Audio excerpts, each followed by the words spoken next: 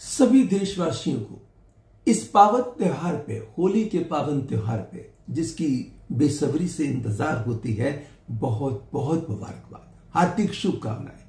ये होली का त्योहार, ये होली का रंगों का त्योहार सबके लिए ढेर सारी खुशियां लेकर के आए और आपके जीवन में रंग भर दे, जीवन को रंगों से रंग दे। जब होली खेले दर्शकों, इस बात का ध्यान रखिएगा कि सबसे पहले भगवान जी से शुरू कीजिएगा।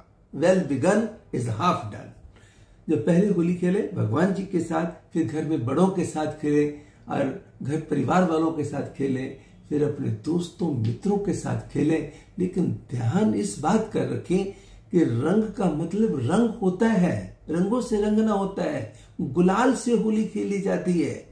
ये जो रंग, हरा रंग खरीदते हैं या लाल रंग करते हैं या पीला रंग करते हैं, ये पीला स्पिरिचुअलिटी का है, हरा हरियाली वाला है, लाल खुशहाली वाला है। ये खुशियां में खुशहाली तो चाहिए।